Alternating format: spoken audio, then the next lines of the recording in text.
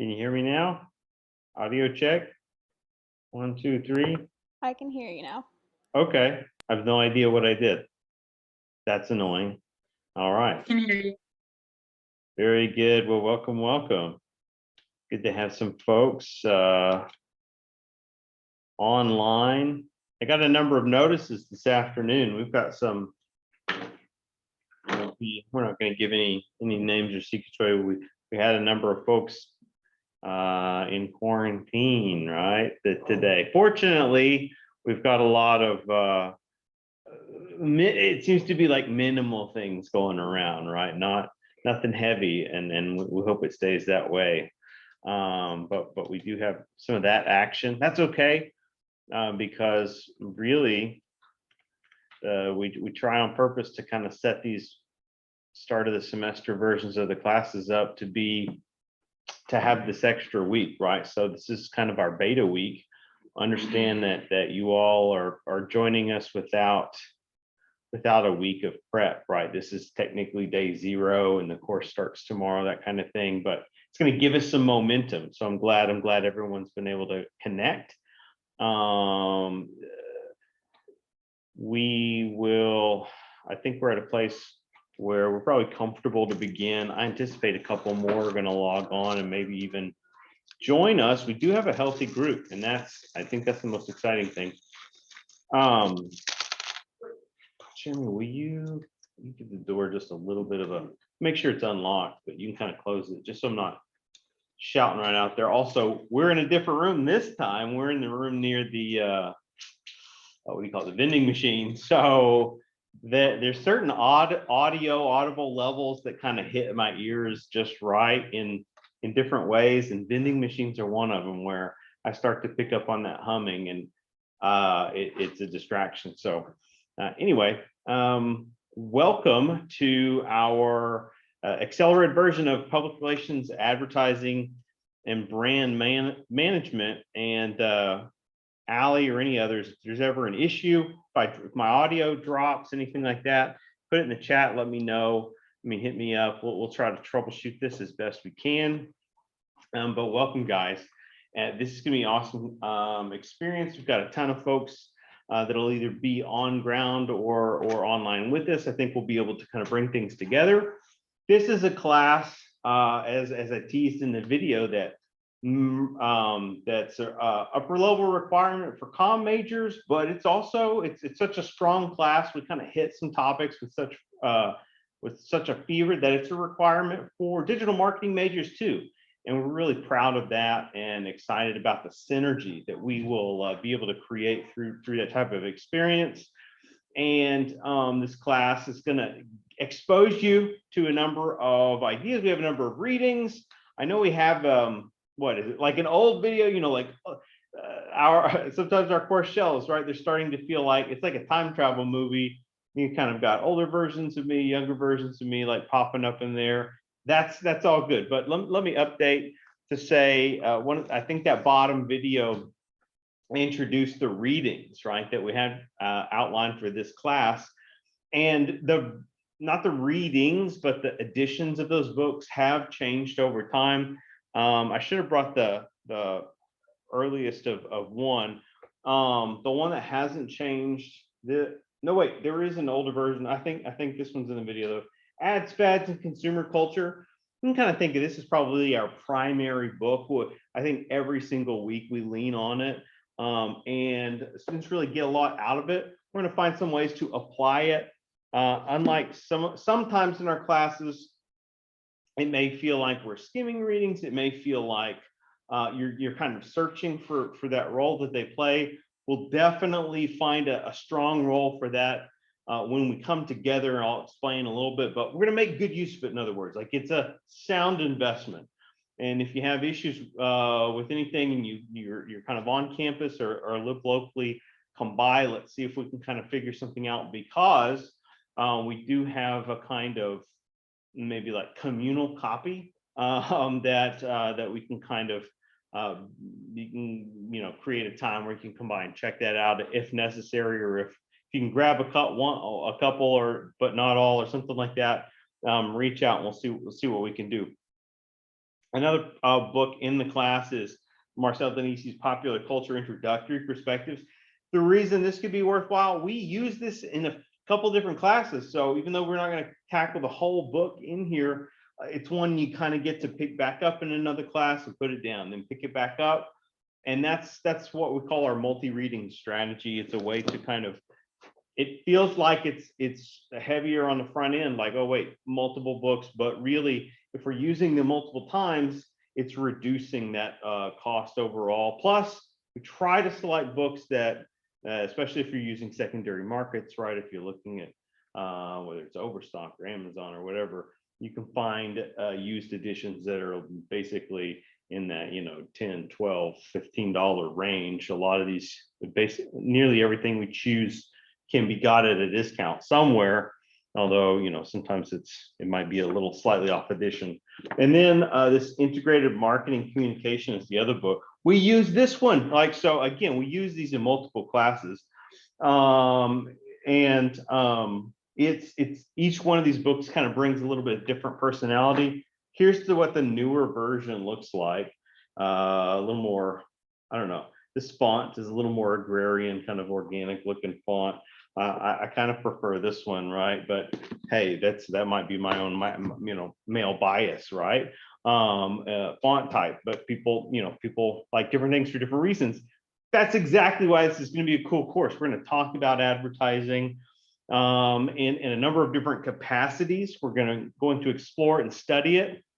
Hang on, let me let some more folks in here that have been in the waiting room.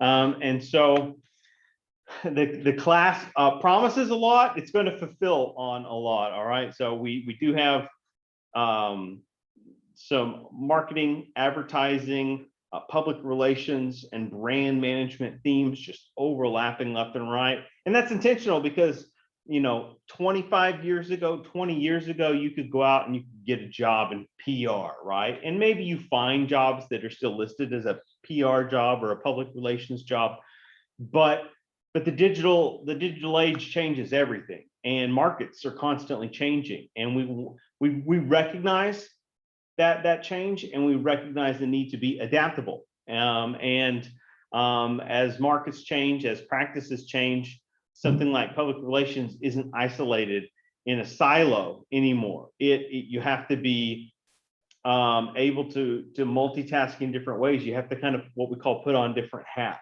right? And different roles in your organization. And sometimes you might be coming into the office, or even if you're a remote employee, you know, log into the office digitally and you're representing internal communication. And then the next day or the next week, you're representing external plans, right? You might be a liaison to send a press release out to, I don't know, if you're in a small town or a big, maybe a newspaper, or maybe to certain city ordinance websites, right? Ways in which you're getting information flowing. And PR strategists also could easily shift gears and be handling marketing campaigns, right?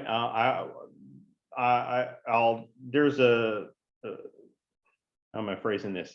I once had an internship at a hospital, and it was in their PR department, and it was a pretty good sized hospital, regional hospital, and they were one of those hybrid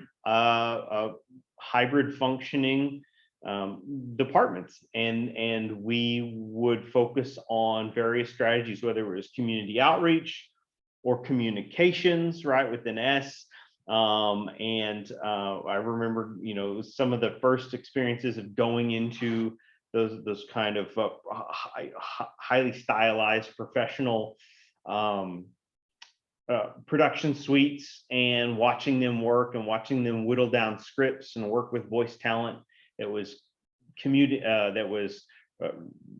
logging in from out of state, right? It was kind of a satellite call, and they were recording stuff and chipping away at ideas and forming it down and refining it.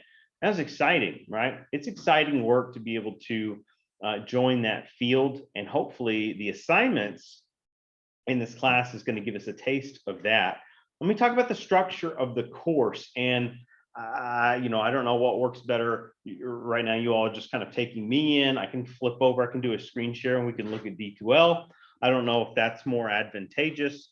But let's do that, and this will give us a visual to latch onto. Okay, so let me know if something's not showing up right. All right, so we're in D2L. This should be our shell here. I'm going to minimize this, get it small and out of our way. All right, so we've got our main page. Anytime I'm referring to our news feed, that's basically your course home page. And for anyone kind of newer, I just last minute put the Zoom link into the news feed. Apologize for just now putting it into the news feed. I did directly email it to everyone, and so hopefully it does appear. Most of you all got it that way, but perhaps you also got it here. I'll drop in weekly notices here for those that are exclusively doing online only content, not able to or not intending to join our live session. Hopefully everyone will give it a chance when they can, but if you can't, but this is a great reminder for week 2, because week 2 we have to go online here. We'll drop in like the video discussion prompts in the news feed here. And so let's hop around content section. We have the overview. Every week we've got tasks, and I want to both, what do you call it? I want to preface, I want to be an encourager. I don't want to use any negative words that would scare anyone off. This is a class that does have a lot going for it. All right, so there's some important things that we do have to accomplish here, but I'm so excited for you all that we have the opportunity at least to meet in person, because it's gonna, for those able to, that's gonna kind of whittle away some of that, and we're gonna be able to manage it really much better. But each week, you know, you can click on and find out what's going on there. Typically in this class, it's one of our most robust courses, right? There's no way around that. There's a lot to do. So either way, we have discussion and video discussion if you're an online participant. If you join us in the classroom or in the live, what we call synchronized, right, live Zoom feed on Mondays, if you're able to do that, then you do not have to participate in either one of those. We will accomplish those tasks through just the general, you know, time together here. We'll engage in this type of content. But for those that either have to miss or just need to do it the independent route, those prompts are there for you. You'll engage in those each week. And let's talk about these. We have in this class, I mentioned the readings a minute ago, discussion questions.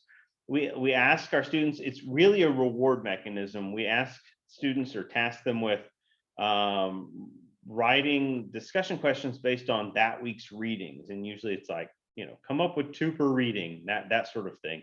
Or if we also have like supplemental materials, short videos and stuff, right? Readings and resources. Sometimes there's extra videos or whatever. You can kind of use that as an out. But here's the assignment each week, right? Read these things, and really just like just dive in, try to find something you can connect with, right? Sometimes the readings are a little heavy and sometimes they're a medium amount, but you know, get enough knocked out to be able to hit the task up, do your best, and then just move on. You know, it's entirely manageable. I think if you allow yourself, you're going to get really invested in at least one, probably all of these books. They're incredibly popular. It's one of the reasons this is a popular class. But we'll bring those questions. You'll submit them each week, some reading discussion questions, and again, it's a reward. Like, it's rewarding you for reading and reading enough to be able to write the questions. And then one of the activities that we've had in the past is instructors would record like digital lectures, and the lectures we would use these questions as prompts, and we kind of, you know, soundboards, right? So students are submitting questions and the instructors reviewing them and kind of picking through them, selecting maybe some of the best ones, and then responding to them, uploading those videos like back and forth. But sometimes in the busier times of the year, you know, either you get behind or not, or students aren't submitting in a timely manner, and it creates a little bit of a log jam. Well, this is another great way that we're going to alleviate some of that pressure. We'll try to set aside one of our hours on Monday evenings to come together, and we'll just kind of spitball some of these the discussion questions that you all are raising from the readings. So we still want you to complete the activities, to do the submissions, but we will use some time in here. We'll knock that out. It's going to be excellent. And we want everyone's voice to be heard, right? There's important questions to raise. And so that's an activity that we will engage in. Let's talk about structure. This is a class that that leans on a focused look at advertising, just as our reading suggests some of the activities. And so we'll look at advertising, and we have a theme each week. And our goal is to kind of survey different arenas. I'll reshare in a second. Our goal is to survey different arenas of advertising. So for example, week one, our focus area is, let's look at print advertising, right? Newspaper type advertising, magazines, that sort of thing. This was a dominant means of advertising in the 20th century and in the 19th century, right? This is one of the earliest forms to really get that out there. And so it's important to kind of look at some samples, understand that. Week two, we shift. We're kind of following almost a technological progression. Week two, we'll look at some radio advertisements, all right? And so it's that kind of audio-based feed. Week three, we're kind of advancing past the age of radio. We'll look at some, I mean, these overlap, by the way. There's still print around, there's still radio around, but we're kind of layering in terms of what came next. Week three, we'll sample some television advertisements.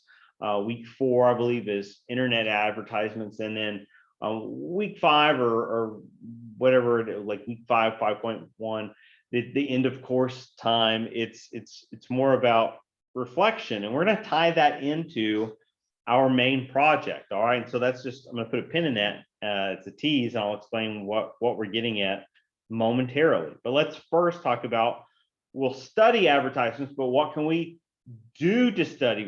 How can we gain more insight and knowledge? And this is where we have a weekly assignment called the iCare analysis. And we have revised the iCare analysis, but each week we have one. And so iCare is an acronym, and it, meaning each letter stands for something.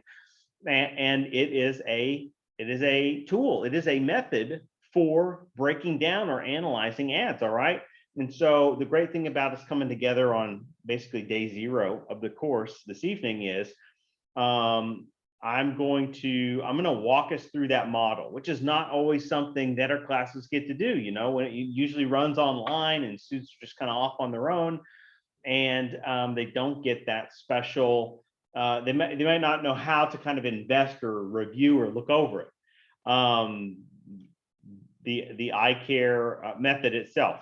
So let's go down to where it talks about this assignment, and I'll show you what I mean. Every week in your assignment, there will be like a prompt. Okay, so this is the prompt right here, and it says perform an iCare analysis over a print ad. And this is the basic, very simple definition of what it's asking. The initial assignment that we wrote for this course is to write an essay, like just a traditional essay analysis.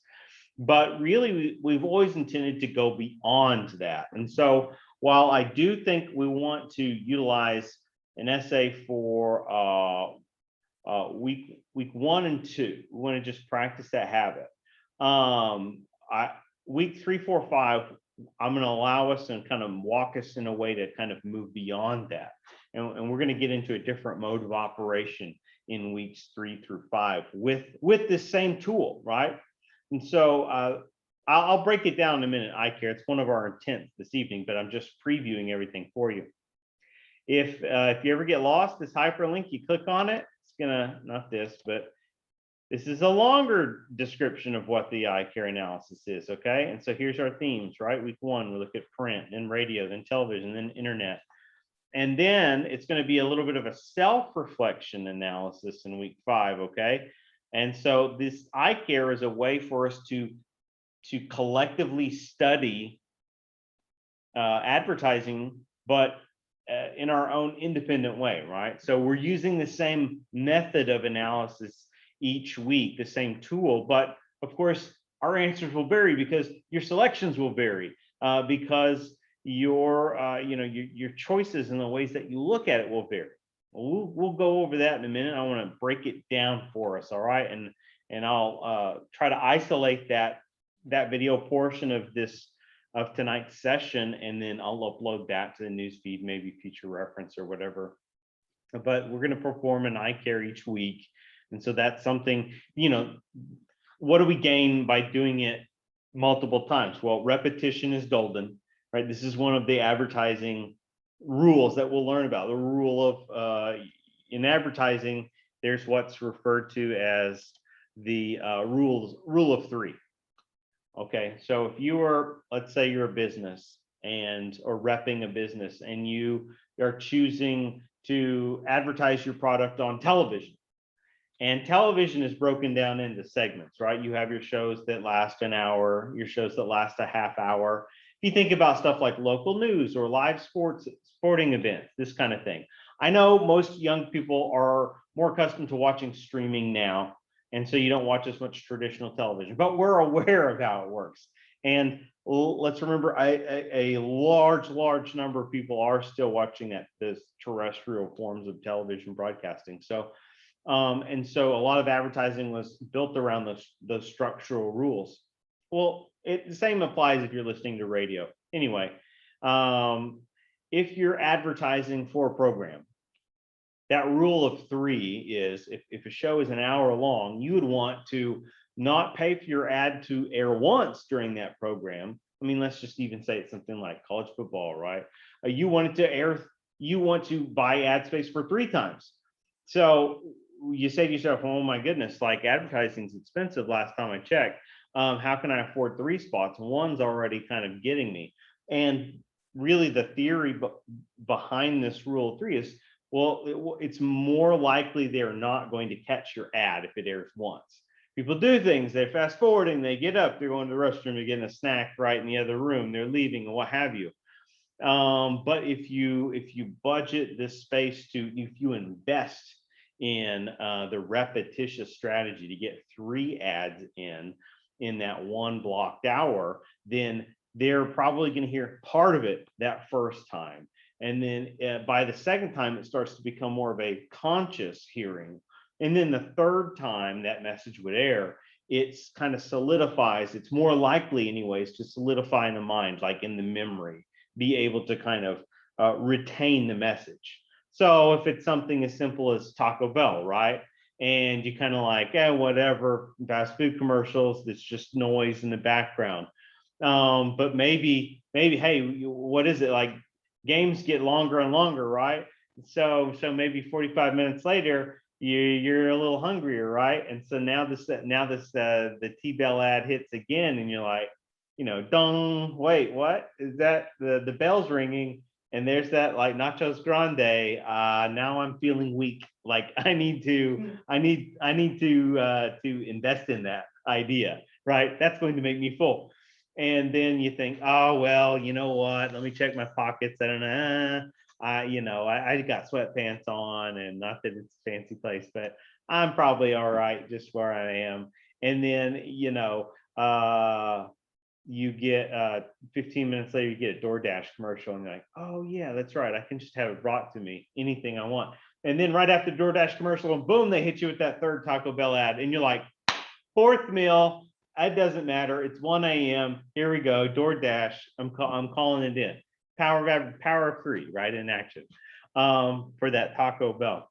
And so the goal really with that strategy is that if it's a half-hour block, you're wanting to at least get 2 ads in. If it's a full hour, you're trying to buy for 3.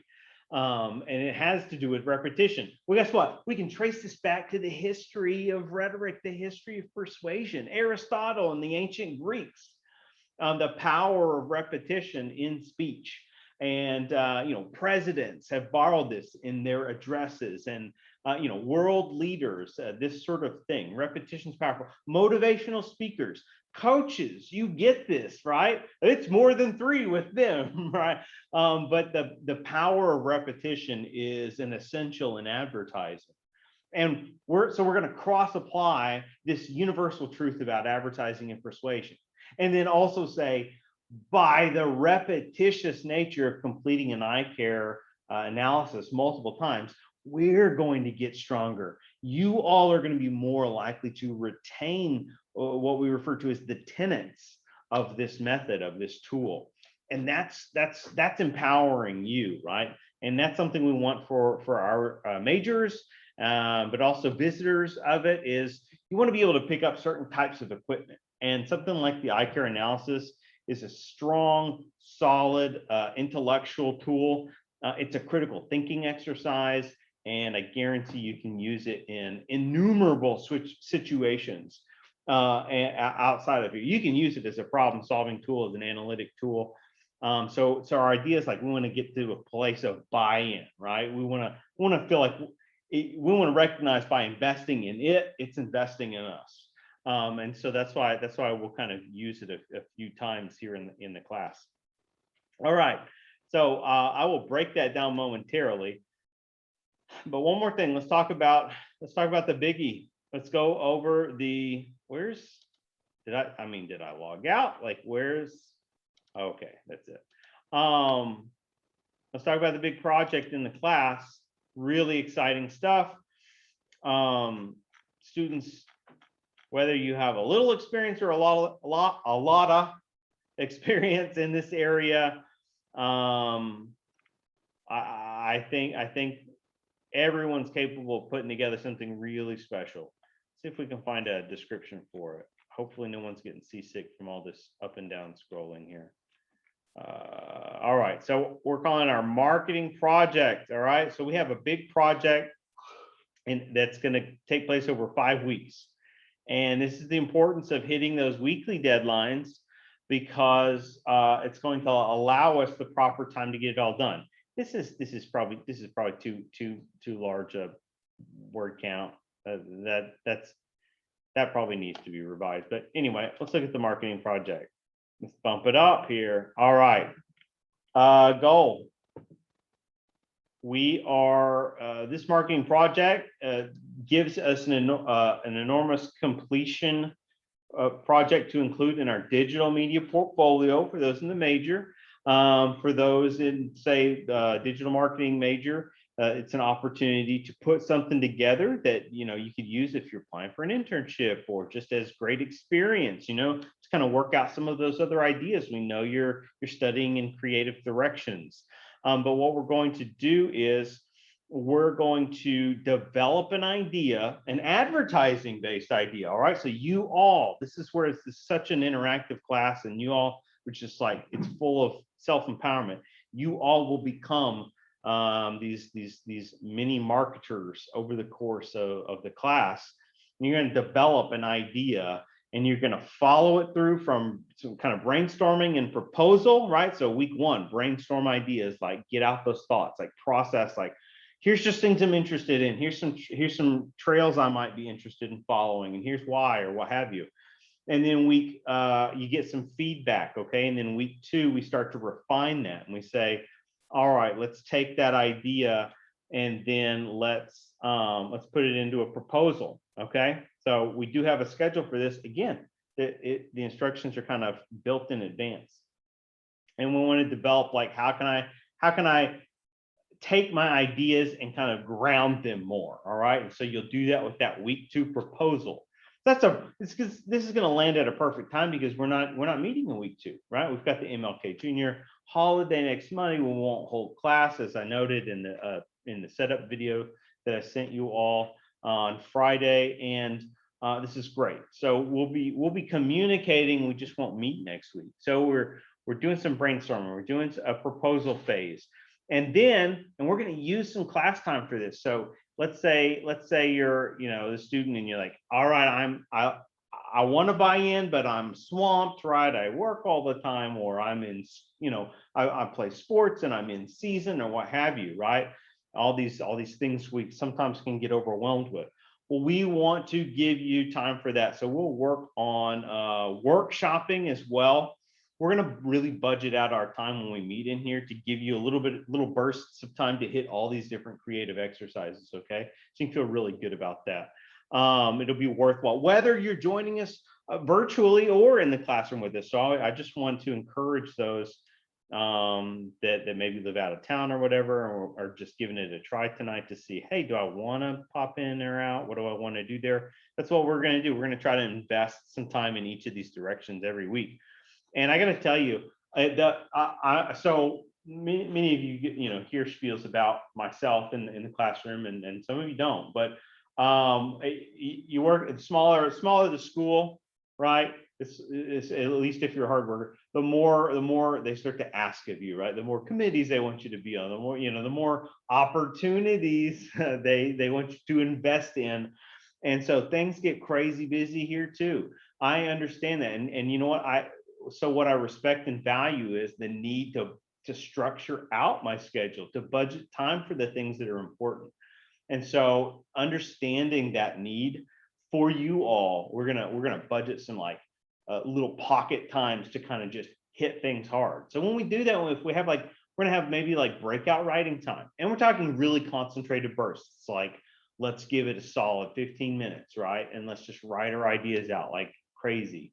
And it's going to be a really healthy way to hit some quotas. I got to tell you, I've been in higher ed and academia for a number of years now, but I didn't start out in advertising, or at least I didn't start there, but I worked in advertising some, and I really appreciated what I got out of it. Sometimes individuals come into the room, I'll reshare the screen, but sometimes, right, the big boss comes in and they're just like, I'm going to give you a phrase and I need you to take it and run with it. Like, I need content now. They want you, conceptualize something, come up with an ad for me. I need 5 pitches. And you just gotta hit that, right? You gotta start tackling that idea and figure out what you can do with it. And that can be scary. It can be foreign at first, but it's so rewarding, and it's a healthy critical thinking exercise. We may even have some of that in here where we're just in consolidated bursts, right? We're just sometimes what I'm saying is we're trying to remove the barriers that we create for ourselves at times. Sometimes students are just like, it feels like it's a million miles away. I like it, I appreciate it in theory, I just can't get there here. And we're saying, hey, if you join us, whether it's virtually or in class, we're going to say, let's build a pocket of time for you. Let's create opportunity for you to be able to just concentrate, right? Which is one of the hardest things we deal with today. Concentration is difficult in a digital age. Students face it, grown-ups face it, youth face it. We all face these challenges that technology lays at our feet. And so one of the things that can help us move past that is that accountability, that encouragement and accountability. So budgeting time for that will be important for us. All right, back to I think this is where we're at. Let's look at this. All right, so week 3, you probably already read this while I was talking. We're gonna draft our own ad scripts. All right, this is gonna be awesome. We were talking about writing, and so we're gonna accomplish some. We're going to draft like a 30-second ad spot and a 1-minute ad spot. Okay. So our goal, once we refine our ideas, kind of get to a singular area of focus, we'll draft a 30-second and a minute ad. And we'll talk about writing rules for that structure. We'll get into that much later on. That'll be a different week's focus. But it's going to be really fun. It's a chance for you to tell a story, right? Advertising is storytelling. It's persuasion in different forms and fashions. So you're going to script your own ads, and we'll have feedback. We'll work ideas out. If you have writer's block, or if you have an idea you can't figure out, bring it to the table. Let's talk about it. And then week 4, we are going to revise those, right? We talked about we're going to have feedback. We're going to kind of interact in that way, and then you get a chance to rewrite it. That's going to be great, because if you've got a solid first draft, that's minimal work that you're putting in. And now we're just gaining momentum. Well, simultaneously, we probably want to start to get a feel for the final direction we're going to take with this, which could be the most challenging for some of you all, but I can promise you, people with, I mean, the equivalent of less than zero, that's not a mathematical possibility, but I'm going to say it anyway. People with less than zero experience have done tremendous work in this class on the final project. We are tasking you, charging you to go produce an audio ad, but not just any ad, the ad you created. You're going to follow through and create an audio-based ad for your 30-second, your 1-minute script. All right, that's like basically, final project or final in the class, that sort of thing is 2 audio spots. And we might budget a little computer lab time, something like that, in the later weeks. But we're going to introduce you to some free softwares where you can do it. We're also saying audio focus, right? So you can think of it as radio ad. You could think of it as podcasting ad, right? So it's the audio burst focus. Sometimes you get internet ads and they're audio only, but why audio? Well, we do some video-based stuff in other classes. We do lots of writing of various kinds in other classes. And quite frankly, as an accelerated course, we need to keep it simple, right? We need to apply the KISS rule at some point. There's already plenty you can think about putting just the audio together, but we're not going to tax you with having to worry about or account for the visual side of the ad. Also, budgets of such a thing, like trying to actually tackle a visual ad, there's considerably more work that would be involved, a ton more editing. And so audio gives us a sweet spot. We'll play some samples. We'll try to play some samples each week. I'm talking peer samples, like past samples, things like that. Great work has come out of this. These are projects students tend to really reflect on positively. So that's what we're going to do. All right. Our big project in here is working on a pair of audio spots. That's great content, as they say nowadays. It's great content that if you do a wonderful job, if you can be proud of it at the end, you can toss that out there. You can let future maybe employers or maybe organization you want trying to get a foot in the door, internship, whatever it is, and you say, here's a sample of my work. That's what we're going for. We're trying to get you all samples in your hands to make you feel proud and confident and see the progress that you're making in these classes. So that's our major project. We'll invest a little bit of time. So each week we'll invest some time in discussion. We'll invest some time in our major project, right? And we'll certainly answer questions and things like that. And we will.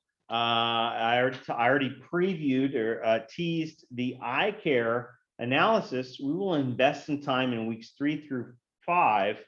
We're gonna do some iCare presentations. So I mentioned week 1 and week 2, we want you to write an analysis essay using this method. So straight up using the method to write an essay every week we're picking ads and we're analyzing ads, right?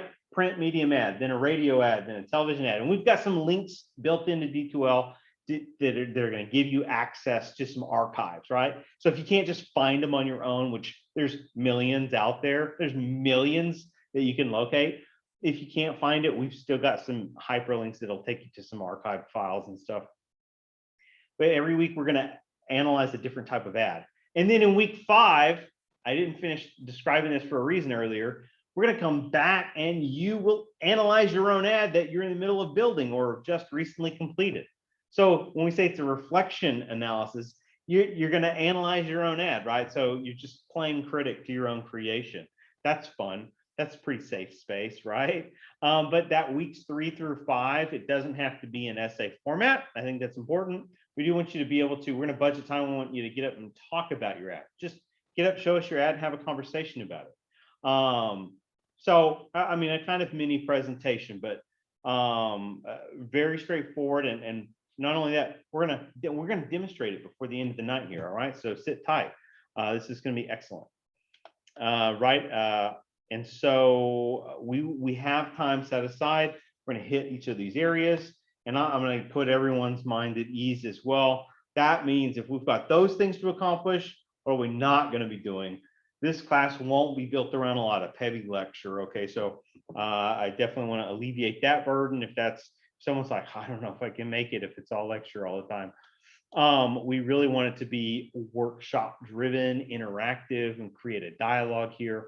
And so this evening, because we come in knowing you all wouldn't have had the time to invest in any readings, any writings, any idea generation, this evening, the sole lecture, I'm going to go over that eye care analysis. Okay, just give it an explainer and walk through those slides that are already available on D2L. All right, sound good? Excellent. Well, I love that we've retained so many people. Oh my goodness, this is something's working here. I don't know, we're taking it serious. Any questions thus far? That's fine. We'll get done quick. We'll be rather be able to wrap up, and I mean in a positive way. All right, let me make sure I know where my slides are at. I'm going to walk us through the eye care analysis. Okay. I downloaded it. I just got to find it. All right.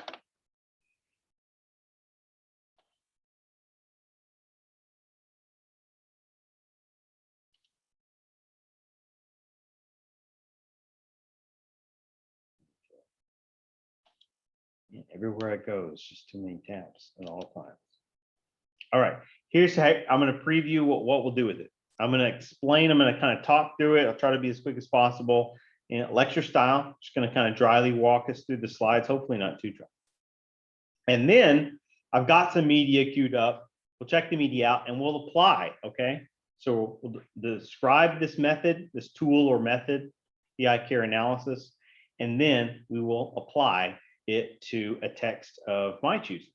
And that will kind of give us an entry level demonstration. All right, sound good? And then we'll be good to go. Okay, whoops. Minimize too soon because I need to screen share again. All right, folks, let's get into this.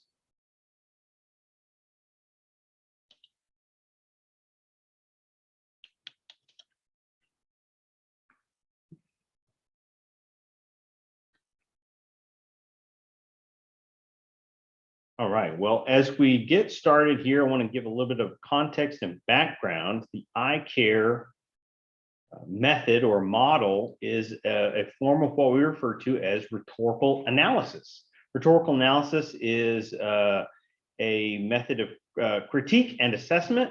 It is often related to the field of rhetoric, as that word suggests, and rhetoric, just to use one of the broadest definitions possible for that kind of undergrad audience. To paraphrase, and again, it's a paraphrase of a translation. Aristotle referred to rhetoric as all of the available means of persuasion. And so the eye care model is a simplified notion of looking at an object or artifact, what scholars would refer to as a text, and assessing it for its qualities. All right, that's what a rhetorical analysis is.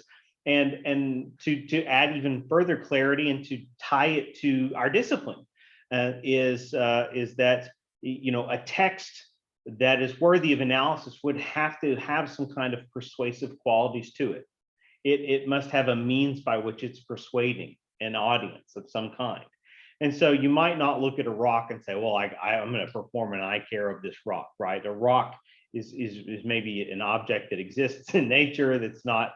It's not in its intent is not to persuade, but anything that's human made, right? It tends to have an air of persuasiveness to it, because humans are natural communicators, right? There's a saying in our field that we cannot not communicate. Does that make sense? Meaning that we're incapable, where we're always communicating something, right? If I go into an 8 a.m. class, and the students, they won't participate, they won't talk, they won't make contact, and so on. That's communication. Even if they're avoiding communication, that's a communication to say, oh, I'm not prepared, or I'm too tired, or please don't call on me. I'm not, I'm not here to engage. And so we recognize that we're communicative creatures. And so the ICARE is a model adapted or presented to us, developed, I guess we could say, by theorists in communication. Robert Rowland, communication scholar, faculty member at the University of Kansas for a number of years, served in a number of roles. And so we were borrowing from one of his pieces, one of his published essays on the subject, this ICARE model. And as I said, it's an acronym that we should now break down. Let's talk about it. All right. So in the ICARE model, minimize that even further and take everyone off there. The I stands for you. All right. So this is a recognition that you are the critic in an ICARE situation. That is to say, you have a role, you have a voice. Your brain doesn't just process information. It reads the world, or it close reads the world, or it can close read it. You make choices, right? And so following the model, the ICARE model, you will make a selection each and every time we're tasked with an analysis. You will select the text or artifact. In this case, our class is based around advertising and marketing strategies. And so we're challenging you every week to locate an ad of a particular origin, right? We said first a newspaper ad or print type of ad, then radio, television, and so on. And then the A in ICARE, analysis, right? Analysis is another word for saying how a text is communicated, right? You're explaining it to us, but you're doing more than just telling us what you see. You're interpreting it, right? And so we can make a series of observations anytime we encounter something, and we might be more informed or less informed. Well, one way to be more informed, in addition to trying to be logical in our deductions of how texts communicate information, is to gather research on the subject. So the R in ICARE stands for research, or to gather info on the context or even the audience. Information is going to give us a healthier, a more accurate understanding of the text and its meanings. And then ultimately we're evaluating it, right? If you're a critic, whether you're a media critic or a food critic or what have you, right? You're evaluating something. And I think, we often in culture today, we transpose this idea of critic or criticism with critique, as that is to say a negative, and it's not necessarily that. And certainly in our purposes, these are not takedown exercises, right? We're assessing it for its effectiveness. And ideally, we're practicing what we refer to as objectivity. That means we're making objective examinations of phenomena and then reporting on it to one another. That's a pretty safe space, but it's a great space to also kind of build a deeper, better understanding about our world, right? And so this is where I'm very excited for you all. Is I can't wait to hear the ideas that each of you are coming up with when we locate these various media and explore them together. So let's go a little bit deeper here. All right, when we talk about I, well, let's understand the specialized meaning behind I as the critic, right? Your unique experiences influence a number of things. Your perspective, your uniqueness influences your choice of the text, right? Where your ad comes from, why you went about choosing what you did. You may not even know, but the fact that you get a say, that you have agency in your selection, is a form of freedom, right? Analysis, how we analyze something. Guess what? If I assigned the same ad to everyone, we'd still get some different readings. You all wouldn't use the same words. You don't bring the same backgrounds and worldviews. And so we would get varied perspectives coming out in the analyses. Research skills, again, we're at different places. We have some upperclassmen, we have some underclassmen, right? We have folks at different levels, different, backgrounds of training. And so your skills vary, just like your level of analysis will vary. And then, of course, this ties into the quality of evaluation. And so hypothetically, in the image, we have this rhetorical question, or it could be a breakout question of how might these critics' unique experiences influence their analysis, right? So we're looking at these individuals. Do we even know who any of these people are anymore? Things change so fast in today's world, right? So who do we got? Who's the first person we recognize? All right, yeah, doing good. We're doing good. This is close, so close. A friend of me, right? Bill Gates, right? Who kind of like got some hot water in the news again this year, whatever. I guess he's going through the divorce, classic stuff, like rich people problems, right? This and that being. I wish I was. I know, right? What if there's any problems we could deal with? I'm sure we wouldn't mind trading them. But let's hypothetically say each of these are our critics. Could we agree that the way that they critique the world would look and sound different? Yeah. Are we familiar enough with some of their personalities to for that to register that we might get some wild difference in the way they approach things? Now, Elmo, probably our safest critic, right? He's going to give us the kind of like hot take of a 5-year-old, maybe a 3-year-old. He sees the world in a very innocent way, whereas we might get a sharper edge take from the former president of the United States, once upon a time, reality magnate and reality TV star, et cetera, and Donald Trump. Bill Gates might give us more of a what kind of perspective? What might his information be like? How would he lean in some of his readings of things? Like technological, more of machinery.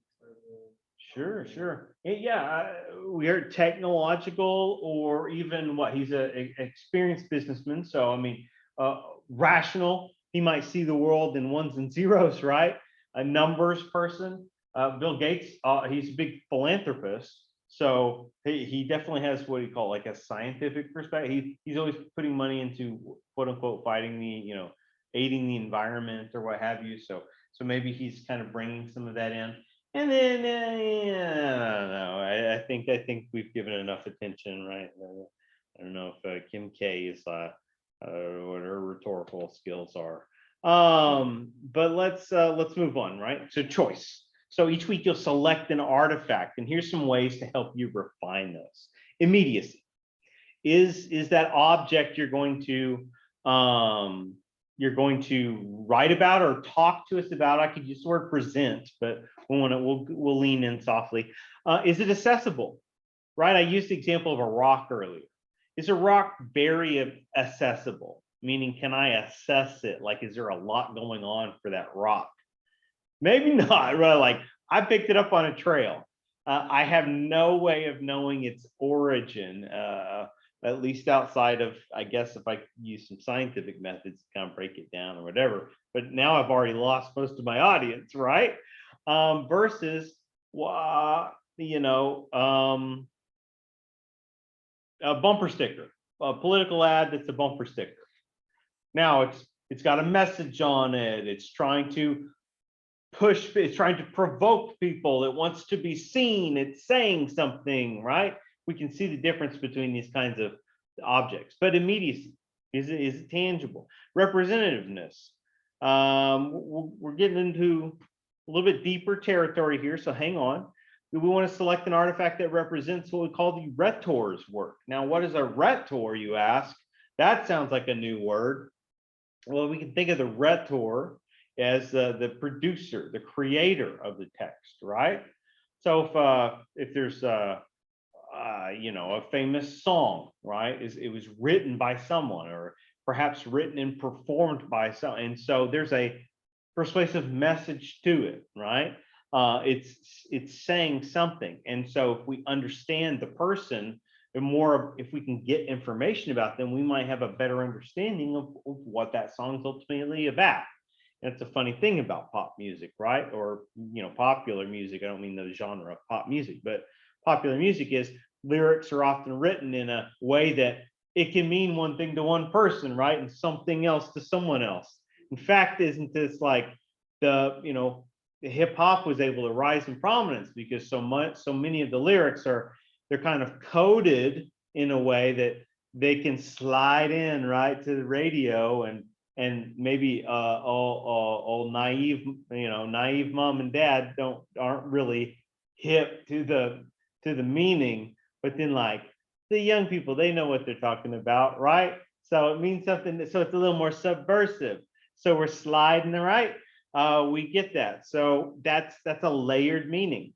That's our ability to understand that rhetor and what their persuasiveness is getting at.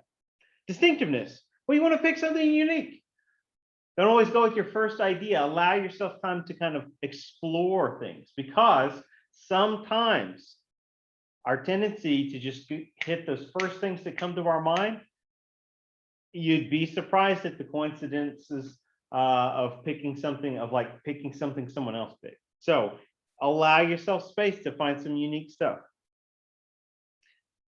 Relevance, and this is kind of gets at the heart of many of these artifacts and texts. Like, are they relevant? Do they have relevance? What is the relevance? And sometimes it's about simply understanding what's its context, right? How is it significant? So we have analysis. We want to analyze texts, and here's the criteria. These 6 areas of analysis are things you want to be able to answer in written form each week, or articulate in spoken form each week that we're sharing stuff. So remember, week 1, week 2, we're just going to write in an essay doing this analysis. Weeks 3, 4, we're going to do more presentation style. And then week 5, it's just a reflection exercise. All right, that's our goal. So these things, though, I want you to look really closely at the language here. Now, this is a benefit that when we run this class, and only it just runs kind of online without a live kind of, even though there's always an instructor present, there's not always that instructive presence. But what benefit here is that we can articulate this in advance. Use these terms, and not some of them sometimes, all of them all the time.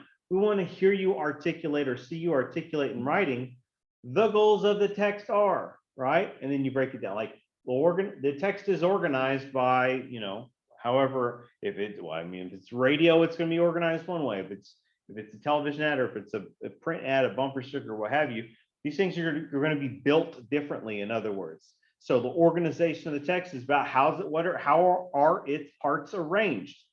What and the goals of the text, what are its parts intending to do? We just talked about the rhetor. So what's the role of the rhetor?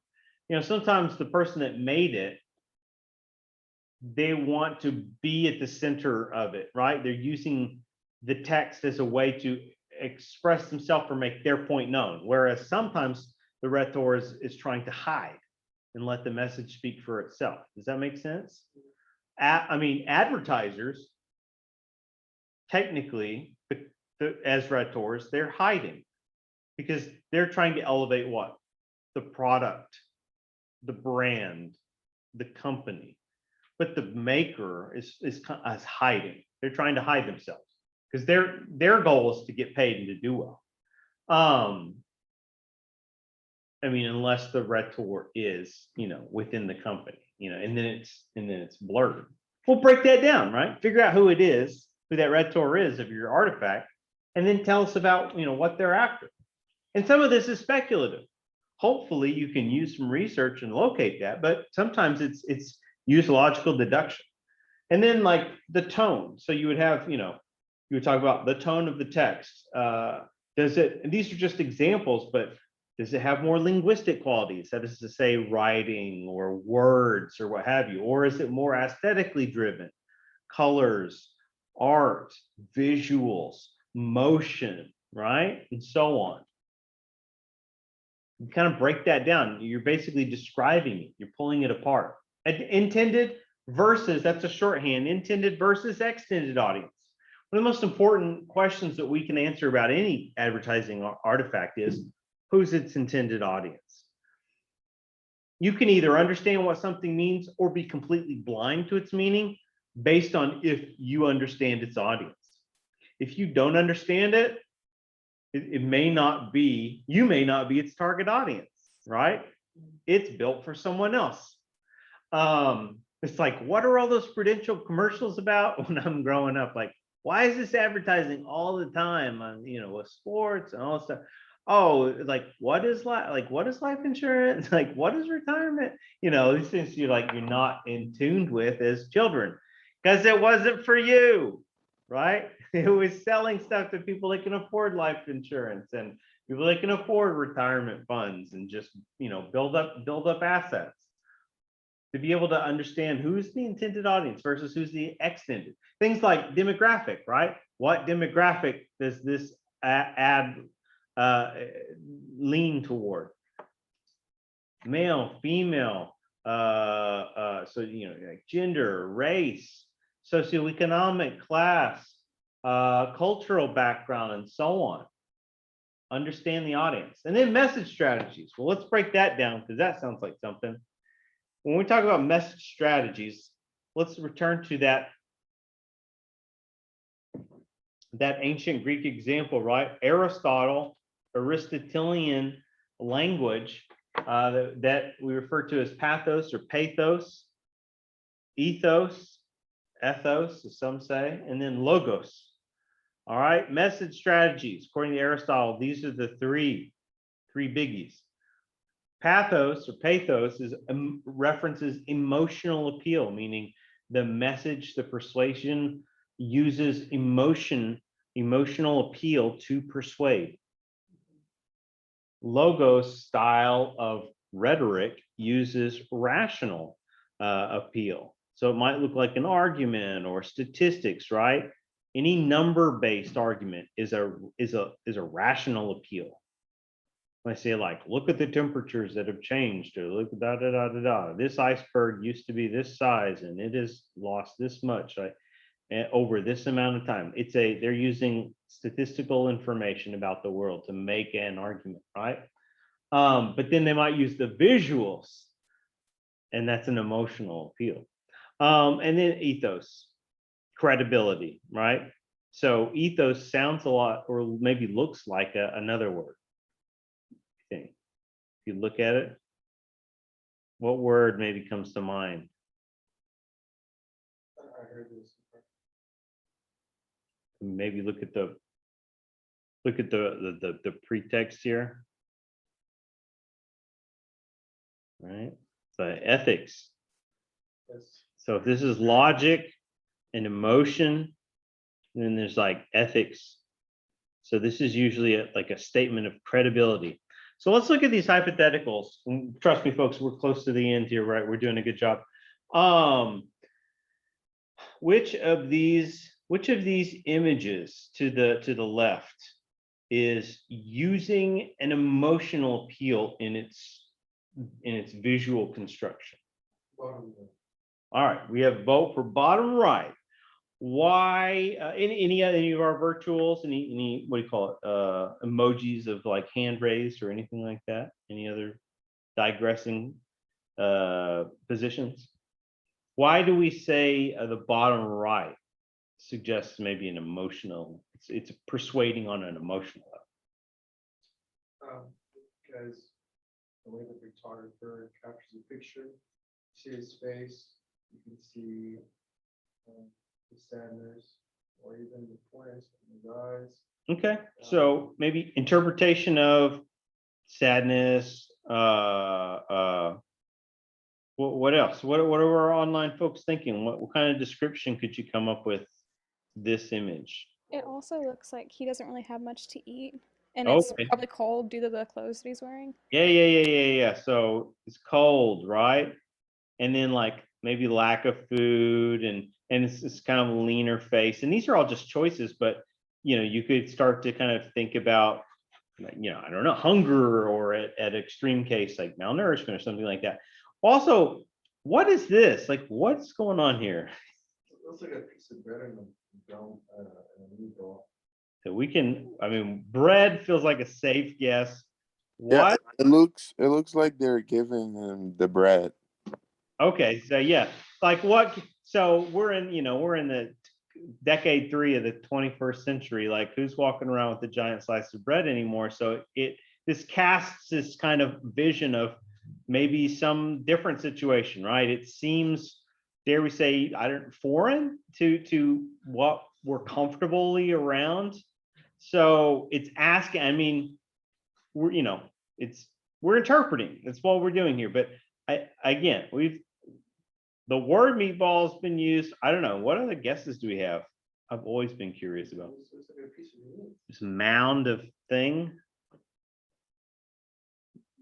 of indescribable stuff there. Like, fried rice. Looks like tuna. Could be tuna. Oh, I hear Stephanie. Could be tuna. Could be tuna again, right? Maybe the tuna's making him sad. I don't know. Kids don't like it, but here's the funny thing. Here's the crazy thing is, these are, I don't know, these are interpretations, right? We're kind of, what are we doing?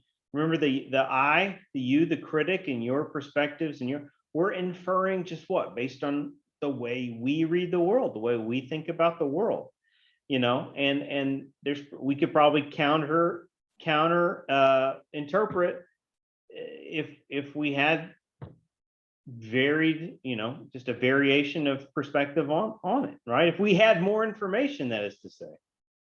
All right.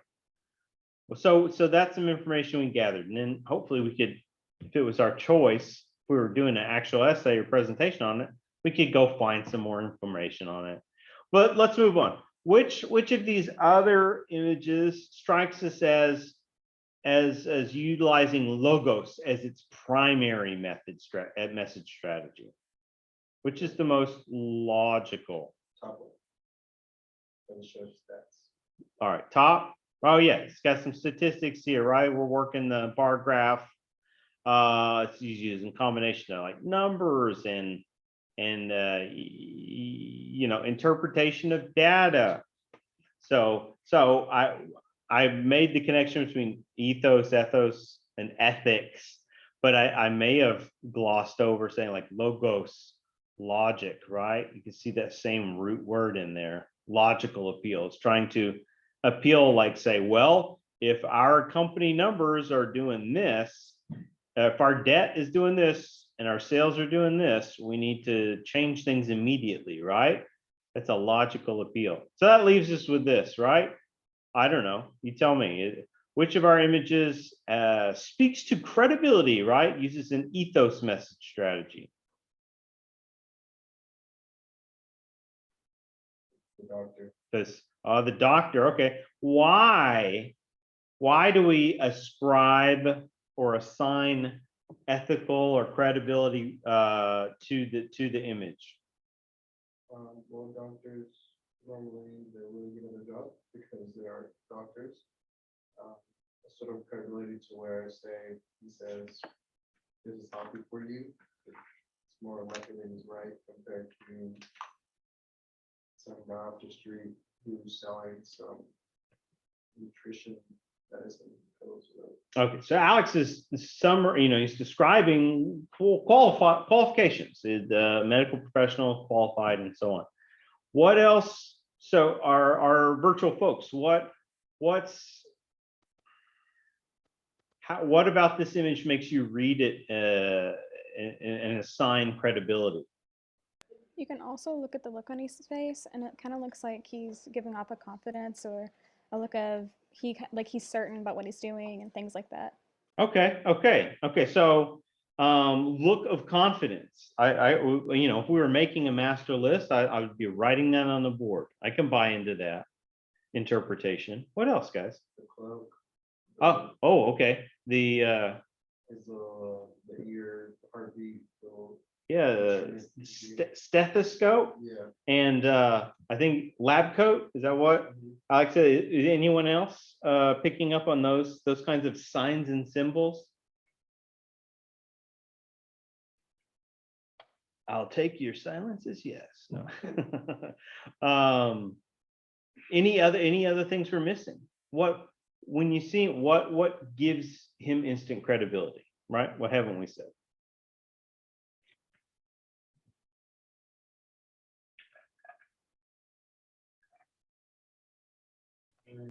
Perhaps the name on his coat. Oh, you say, oh, if he had a name on his coat or something like that. Yeah, the name or the name of his institution. Okay, so if there's more information that was gave us further sense of credentialing, right? And I mean, but maybe even, this is the thing about advertising is there's the world of invisible persuasion, right? The things like there's the gentlest of smiles, right? So warm presence, clean shaven means what? Takes care of attention to detail. Same with, combed over. This is not like the wild, quote unquote, scientist on the History Channel that's like aliens, right? This is a guy that is kind of like presenting himself as stable. What? So we've got these. I mean, even no one brought up he's wearing a tie, right? He's buttoned up, that sort of thing. And even the crossing of the arm, Right. so on. So what? So let me pause there and tell a quick story. We'll come back to this. Let me pause. Quick story.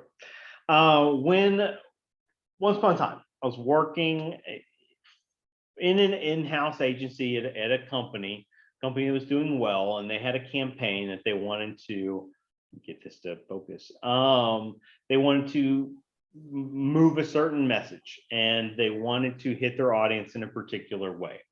And we just couldn't get the ideas to catch, right? Like we couldn't get to the point where the VPs would sign off on it and get to that place of making the commercial, move the product forward, but not be completely unethically dishonest in how we did so. And we were sitting there in this kind of quiet brainstorm session. It was like post pitches and all this. And someone said, I've got it. We will take an individual, one of the paid personas. Sometimes they use in-house employees. Sometimes it was like paid, local models, actors, whatever. They say, we're just going to put a white lab coat on them. All right, it's going to say nothing. It's going to be plain white. We're going to put a lab coat on them. We're going to shoot on green screen. We're going to have them walk slowly and talk with their hands. And then we're going to put in some post-production boxes of some symbols and some this and that. And they're just going to give us this product information that we've written, the copywriting. And we'll leave it at that. And the audience will infer that this was a medical professional giving them advice. That's great. Do you think you've ever seen that on TV? 100%. 100%. With the walking with like the little sad blue pill hopping around or whatever. I feel like this variation exists to the point it's a cliche now. But the point in that is, do you think advertisers don't know that, right? Do we understand the level to which companies go to, to put a brand or product or idea forward in a way that will entice with various types of persuasive strategies. And so these message strategies help us understand how the world gets constructed. And we're aiding the process by being deconstructed. All right. Let's see. Next slide. Come on. All right. So perform some research. Here's some specific. Now, again, these slides are available in D2L, but we're giving you the nice big double scoop serve tonight. We're alleviating, right? Once again, we're budgeting this. We're giving you time to absorb. We're talking about it together.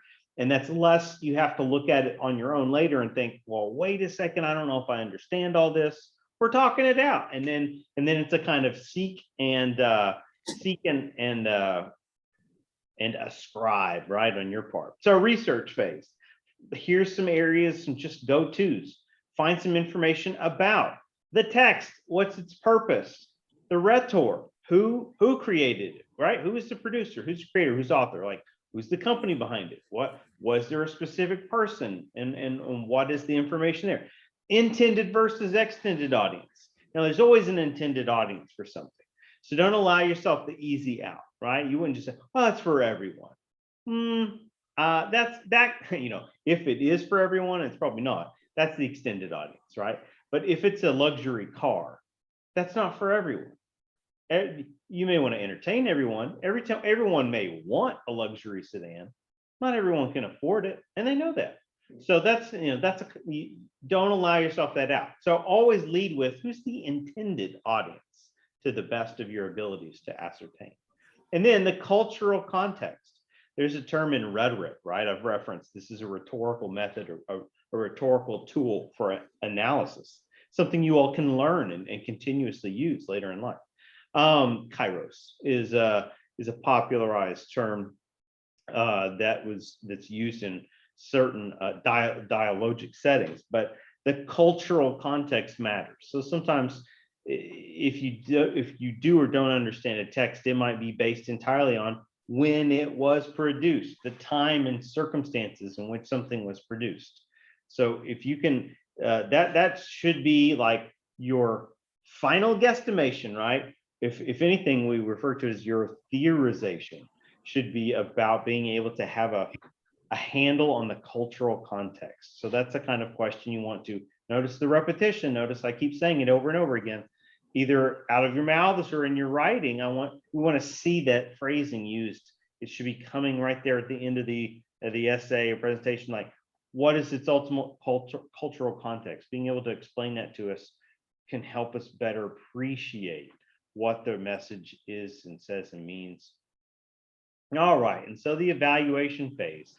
You're evaluating it for its strengths, for its weaknesses, and this is never really about, I like this ad, or this is a good ad, right? Like that, this is a good ad is bad criticism, right? That's not effective. There's a little bit of an art, or let's use a buzzword, humanities to what we're doing here.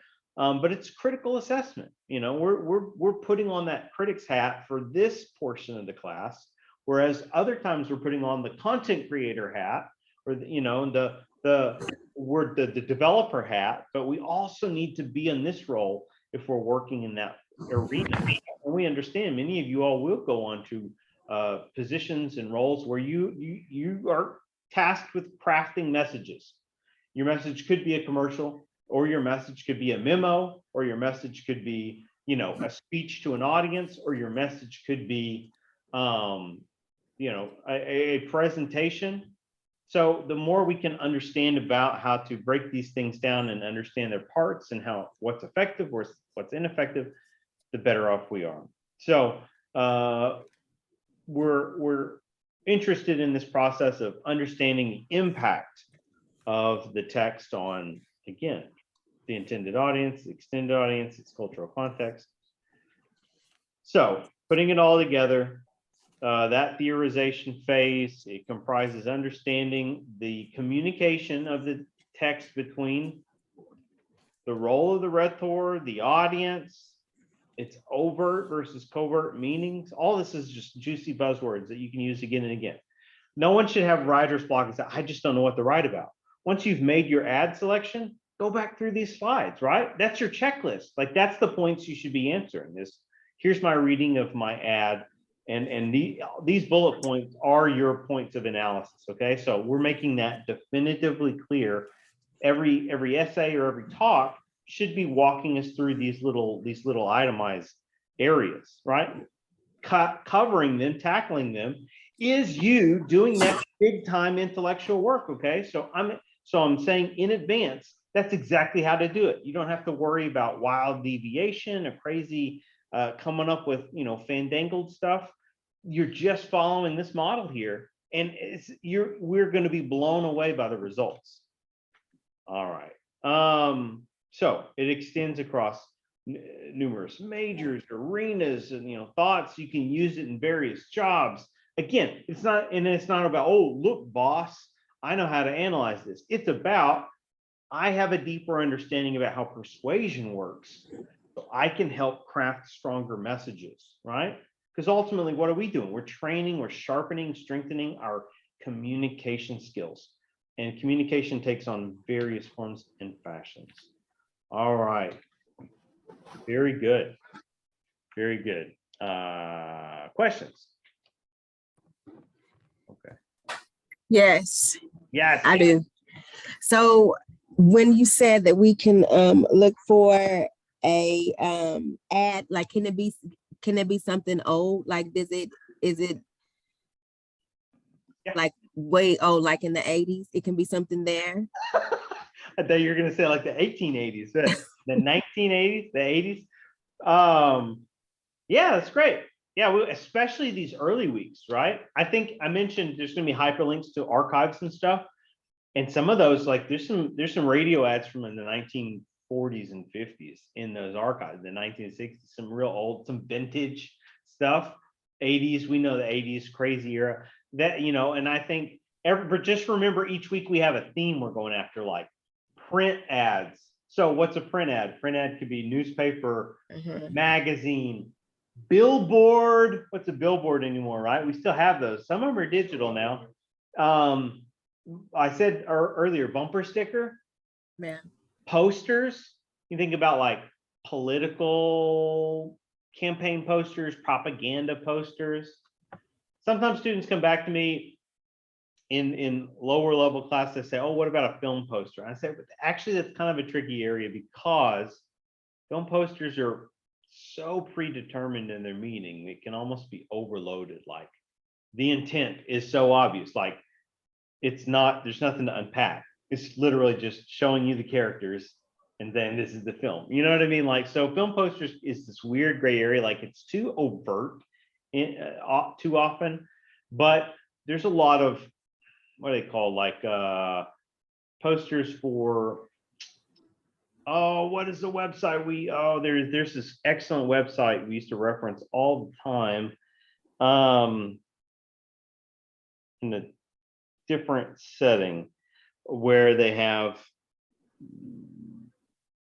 I'm gonna have to do some digging and brainstorm, man. I'm having an old thought that's in a different part of my brain here. But print, right? Week 1, we're finding a piece of advertising. Week 2, let's go find an audio piece of advertising, radio spot, radio ad, radio. It could be an ad on a podcast, doesn't matter. Audio based. Then week 3, a quote unquote television ad, and that is to say an ad that could or would air on TV, a 30-second spot. Although there may be there's 1-minute ads, but not as many. And then week 4, an internet-based ad. So as long as each week we're hitting the right medium, it's whatever you want to find. Okay. I have a question Good. along with that. Good questions. Yeah, go ahead, Alex. So you were talking about like the internet ad and like the TV ad. Mhm. What would streaming services fall under? Like the ads you see on like Hulu or YouTube or things like that. What would No, that fall under? it's a good question and it's a gray area. Sometimes I think what something that runs on the internet could run on television, but not always. Or for example, sometimes on internet ads, they tend to be shorter, right? Like you can click off of them in 15 seconds instead of 30, that sort of thing.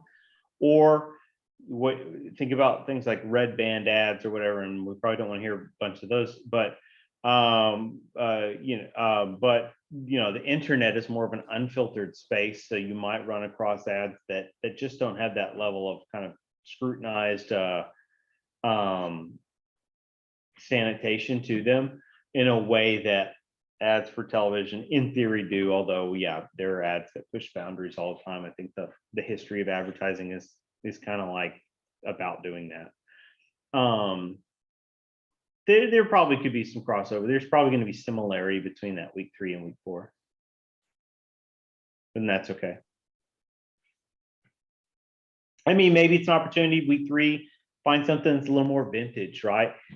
There are so many archived vintage TV commercials now on YouTube, right? People just upload like a half hour worth of commercials from the 80s or from the 90s or from a certain product, right? Sears or, Budweiser or General Electric or whatever. And then, something that's on the internet today would be much glossier, right? It's going to be shot and produced in high definition. It's just going to be smoother, probably quicker to the point, because they understand audience attention spans are shorter online. Good questions.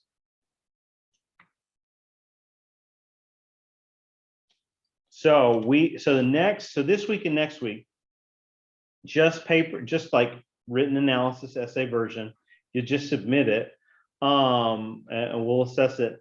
And then when we move into presentation mode, we do, whether you're in the classroom or virtual that night, you'll be getting the weird itch now on my nose.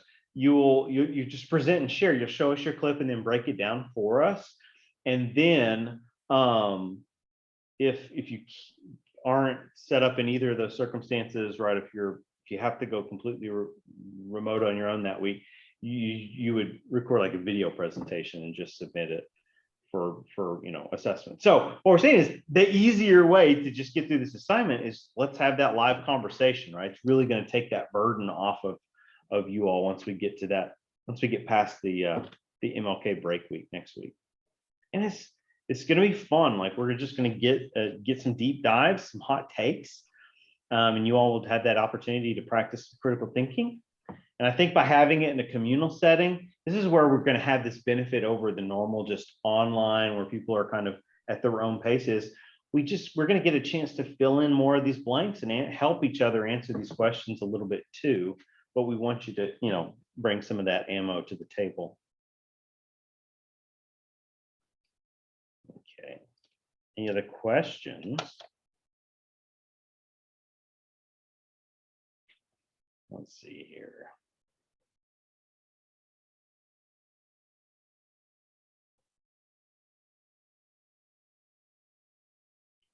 We did a little bit, we did some mild assessment there with our examples that were built in. Oh, you know what we could do?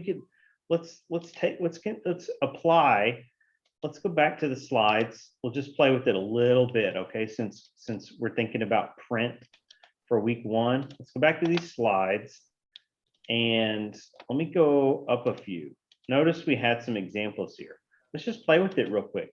That was something I was trying to be quick, but I don't think we'll do the full commercial analysis tonight. We'll save it for maybe our 3rd week together. But let's take a little bit of this stuff here. Let's look at these examples and do just a little, use these 6 areas of analysis on them. All right. So, okay. Well, let's take this top one. What's the goal of the text? It's got some words, says something. I'll read for us. Says, can't feed them, don't breed them. What's the goal of that text? You can't take care of, say, would it be something? Would it be a kid or a dog? Okay, yeah. Yeah, okay, yeah. Something that can't take care of itself. Good call, Alex. Child or a dog. Say, if you can't take care of it, then what? Then don't make. then don't make or possess or own, right? Fair enough. Any alt agreements? That one, sometimes bumper stickers, they're pointing us in a clear direction, whether we get it or don't get it. I think, and I think we could get it. Now, I'd say this, and we're not to the, if I was gonna research it, I would look and I'd say, oh, is there any kind of like artist's initial or company name in the bottom left, or bottom right or whatever, in the margin, in the corner panel? Well, I don't see it. But if I did, then I could research that, right? And I could say, oh, okay, what are they about? What other messages do they make? How do they put it out there? And that would give me insights, right? I can kind of draw on that.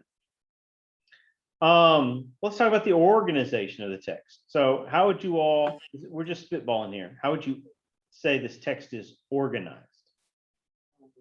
Only for sure. Have don't read them and big bold letters. All right, it's a good description. One line is clearly big, bold letters, you say. It's bigger than the other.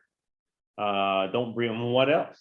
The breed is in red. Breed is in red. Okay, so what Makes it stand out. stand out? What does the color red signify for us? Kind of like evil, bad. Menacing, Blood. bad, evil, blood. Okay, sure. I mean, maybe, right? And then when it says can't feed them, don't breed them, sounds more like a southern. Right, the way that's formed, we're not getting full words here. He was talking about the EM, right? It suggests maybe Southern dialect here.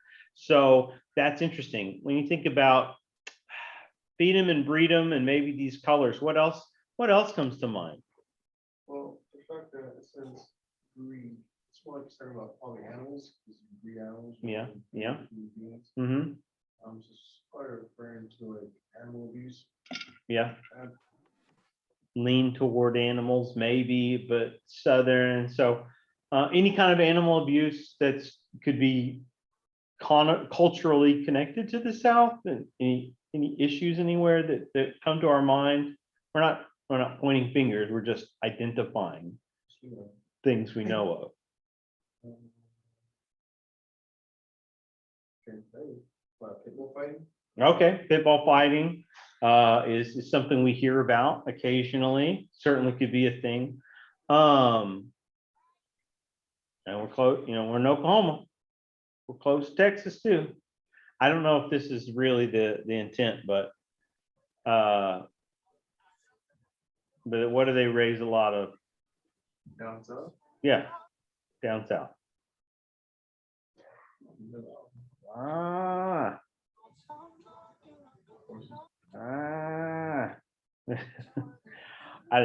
When I see black and white, I think of like a cow, but I mean, I don't know if I've heard many like complaints about, oh, that farmer or oh, that cattleman, he didn't take care, like he didn't feed his steer, right? So I don't know. So but then that's a way of like follow your thoughts and then check them, right? And it's like, am I logically deducing this correct or not? You know what I mean? Like, does that make sense? Does that sound like it's a problem? Heck, y'all, I could Google it, right? I could say like, oh, is there a lot of cow abuse? Oh, there's not. Okay, maybe I'll back out of that one and I'll start looking in a different direction. But do you all see where we're going with this, right? We're thinking about it. So again, role of the rhetor would be a matter of, can I identify who the maker of that message was?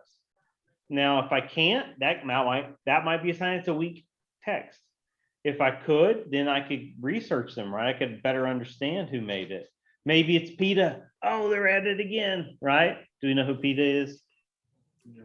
The whatever of pet something. PETA is always like protesting when celebrities would wear furs and stuff like that, where they would get celebrities to protest for pet ethical treatment of animals. Something ethical treatment of animals. So you want to think about that, again, goes to like the quality of your selection. Can you figure out more information about it? I don't know anything about the role of the rhetor. Tone, does this message strategy use, does this text use more of a linguistic information, or does it lean heavy on aesthetics? How would you all assess that? I think it leans on the aesthetics because of the fact of the style of the words. Because I don't know if it's just me or the computer screen, but it looks like the two lines of font are different as well. So it's Yeah. not only the color, but it's also the font is different. Mm-hmm. One's like more lighthearted, the other one's more intense, like we talked about earlier. And so that reminds me of things you'd see on like Pinterest or Instagram or things like Mm-hmm. that, where they have certain, not just like scenery aesthetics or whatever, but color as well as different font styles and things like that. Yeah. So, and it sounds like at first I might be saying, or we might be prompted to think, oh, it's got to be one or the other.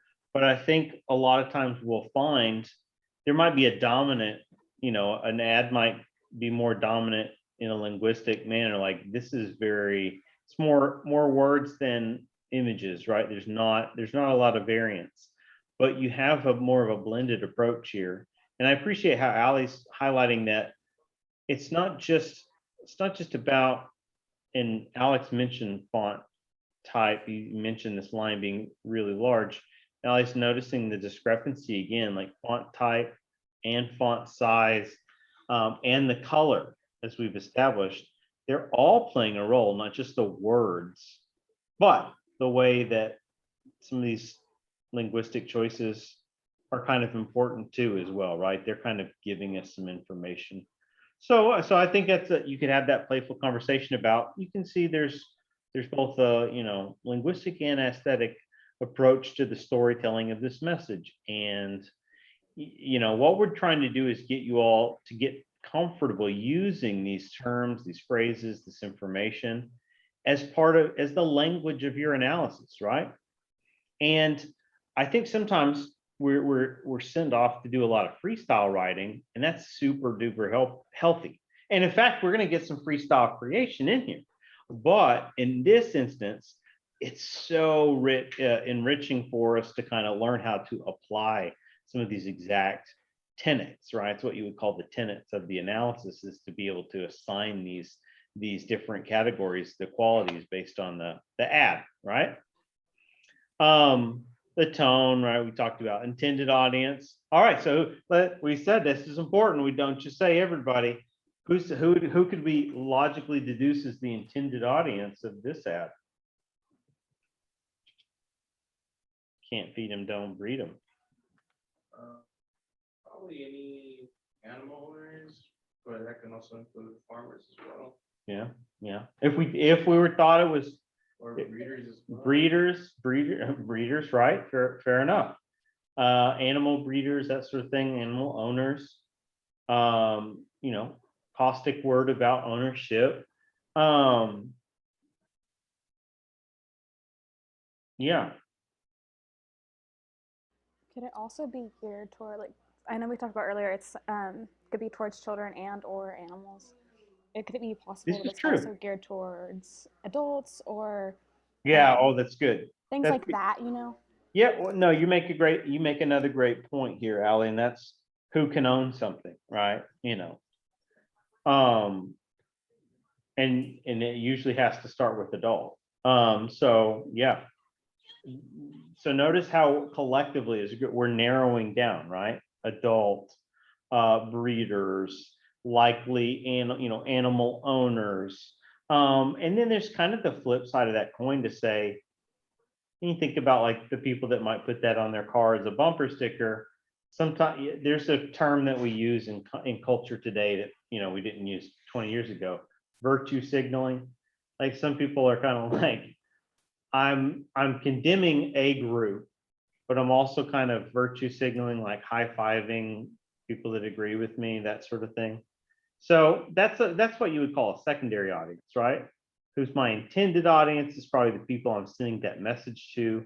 But maybe some of that extended network would be, I don't know, people that agree with me or whatever, right? Maybe.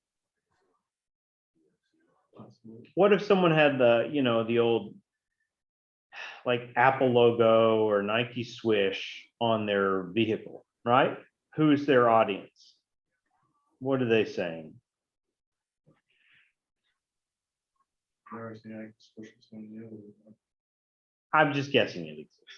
other. Have you seen like what about truckers with like really tacky things on their flaps? Who is their audience? Hmm. You know the things I'm talking about. Stephanie, don't be Googling that at work. You know, like suggestive poses or those other things that hang down off the back of the bumper. Truckers like in poor taste, right? But maybe a humorous thing, but also a thing that's it's kind of political when you think about it, because it's like a middle finger to like conservative people, be like, I'm so aggressive in my, you know, outlandishness or my, you know, raw masculinity that I'm going to put like these things on the back of my vehicle that are kind of, I don't know, intense, right? Letting everyone's imagination soar here, but point is, who's the intended audience then, right? Is it sometimes it's as much about, again, back to Apple or Nike swoosh or what, it's like I'm trying to signal the village, right? The other close followers, the people that love that, or maybe I'm just signaling myself, you know what I mean? It's like I identify with that icon, so I'm wearing it around, like free advertising for that company. That's something more, you know, that's a closing thought, I guess, that I'm giving us, is something to think about. Well, acquire those. I'm telling you, you're gonna love most of you. This ads fad. Yeah, Stephanie, outlier. Sorry. Am Ads, I muted or not? ads fad to consumer I'm culture. sorry. Oh my God. What? You're fine. What? Muted. She's fine. No, we have a rapport here. You all like Stephanie. She knows this is all in good fun.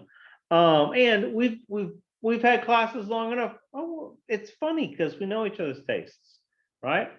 This is a reason I go to the movies by myself a lot. I know what certain people have as their taste and what they don't, right? So like I'm not gonna waste money going with someone that doesn't want to go to this thing anyway. This is a whole nother. You do you. And this is what's going to make this a wonderful experience in class. You all go find some awesome ads that you can get excited about analyzing, right? And then put some energy into a direction and area that you want to build for your project. We're going to support that.